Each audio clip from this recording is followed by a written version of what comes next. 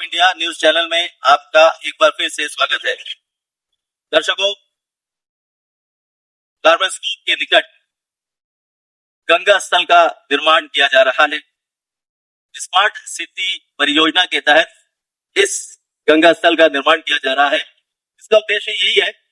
कि जो भार अभी इस समय जंगली घाट, शमशान घाट में पड़ता है, लोग अपने प्रियजनों का, अपने रिश्तेदारों का, अपने परिजनों का अंतिम संस्कार करने के लिए जंगली घाट, शमशान घाट जाते हैं और प्रक्रिया जो पूरी करने के बाद जब अस्थि एकत्र करने का टाइम आता है, एक दिन बाद जब अस्थि एकत्र करते हैं, तो पहले ऐसा होता था कि अस्थि एकत्र करने के बाद वही जंगली घाट के पास जो समुद्र है, वहीं पर लोग जाकर अस्थि विसर्जन करते थे अपने प्रियजनों का। अंडमान निकोबार प्रशासन ने इस पूरे क्षेत्र को विकसित करने का बीड़ा उठाया है स्मार्ट सिटी परियोजना के तहत, और इसी संदर्भ में यहाँ पर गंगा स्थल का निर्माण किया जा रहा है। इसका एक कंसेप्ट ये भी है कि समुद्र के किनारे लोग को एक प्राकृतिक अनुभव होगा, क्योंकि गंगा निकलते हुए बंगाल की खाड़ी पर अपना समाप्त करती है। गंगा वहां आकर बंगाल की खाड़ी में मिलती है, और अंडमान निकोबार द्वीप समूह क्योंकि बंगाल की खाड़ी पर स्थित है, तो समुद्र जल में जब गंगा एकत्र हो जाती है तो उसका जल भी समुद्र मिलकर शुद्ध हो जाता है। और जब यहाँ पर अस्थि विसर्जन होगा, ये समझ लीजिए कि हमें इतनी दूर जाने की आवश्यकता नहीं पड़ेगी और हम अपने प्रियजनों का मरणोपरांत अंतिम संस्कार, उनका अस्थि विसर्जन पूरी श्रद्धा के साथ इसी समुद्र के किनारे, इसी तट पर, इसी समुद्र की जगह पर, हम इसी गंगा पर, हमारे लिए यही गंगा है, तो इसी गंगा पर हम कर पाएंगे। इस गंगा स्थल को विकसित करने में और अपनी जो बात थी वो रखवाने में हिंदू राष्ट्र शक्ति का बहुत बड़ा योगदान है। हिंदू राष्ट्र शक्ति ने ये मांग की थी, यह अनुरोध किया था कि एक ऐसा स्थल विकसित किया जाए ताकि लोग मरणोपरांत अपने प्रियजनों का अंतिम संस्कार करने के बाद अस्थि विसर्जन करने के लिए एक ऐसे स्थान में वो अस्थि विसर्जन कर सके जहां पर उनके प्रियजनों का विधि विधान के साथ अंतिम संस्कार, अस्थि विसर्जन हो सके। हमारे साथ है हिंदू राष्ट्र शक्ति के अध्यक्ष श्री राकेश्वर लाल, और हम उनसे जानना चाहेंगे कि किस तरह उन्होंने प्रयास किया और किस तरह अब स्मार्ट सिटी परियोजना के तहत इस स्थल को विकसित करने के लिए प्रशासन राजी हुआ। राकेश्वर लाल जी,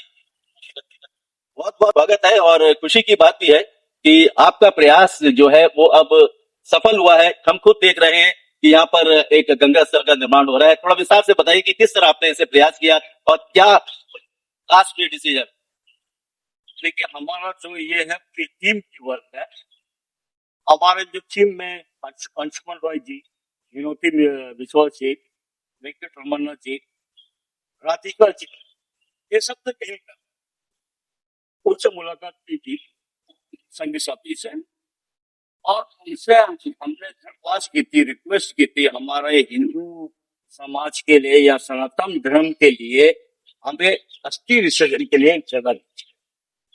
जिनके पास उतने पैसा नहीं है जो कि वो काया वगैरह जाके अपने परिजनों का स्वार्थिक संस्कार कर सके, तो हमने बहुत अच्छा से डिस्क्राइब की थी हमारे पूर्व चीफ सेक्रेटरी साहब ने, और जैसे उन्होंने हमारी बात सुनी, उन्होंने तत्काल आदेश दिया डीसी साहब को बुलाए, पीबीएमसी के सेक्रेटरी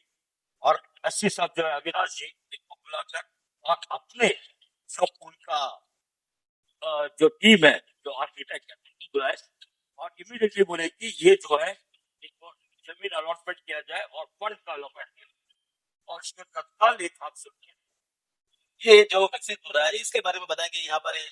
ढांचा यहाँ पर देख रहे हैं, यहाँ पर क्या आएगा, किस तरह लोग कहाँ से आएंगे, और अस्थि विसर्जन करने के लिए जब वो यहाँ पर हम गंगा का मिलन मानते हैं, तो किस तरह वो जाकर डुबकी लगा पाएंगे, किस तरह अस्थि विसर्जन कर पाएंगे, क्या ये सुविधाएं।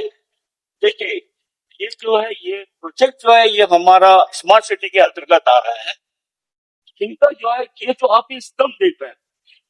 ये यहाँ पे हमारी शिव जी की प्रतिमा आएगी इसके ऊपर, जो कि 20 फीट की होगी, लगभग 6 मीटर शिव जी की, और ये जो आपकी ये तरफ जो सामने दिख रही है ये एंट्रेंस है। यहाँ पे पार्किंग की सुविधा होगी और यहाँ पे 2 दुकानें आएगी जिसमें पूजा का सामग्री मिलेगी और जो ये अनएम्प्लॉयमेंट यूथ को अलाउड जिससे कि उनका रोजगार भी चलेगा। यहाँ पे जो है शिव जी की प्रतिमा से ये देख रहे हैं समुद्र की पानी जाएगी बह के जिसपे जो लोग अपने परिजनों का अंतिम संस्कार करने आएंगे वो इस पे डुबकी लगाएंगे और अस्थि विसर्जन के काम करेंगे। शिव जी की जटा से गंगा निकलती है, जी हाँ, तो वो गंगा का स्वरूप दिखाया जाएगा। जी हाँ, वो प्रोजेक्ट किया जा रहा है, ये स्मार्ट सिटी के अंतर्गत आ रहा है क्योंकि ये टूरिज्म अट्रैक्शन भी रहेगी।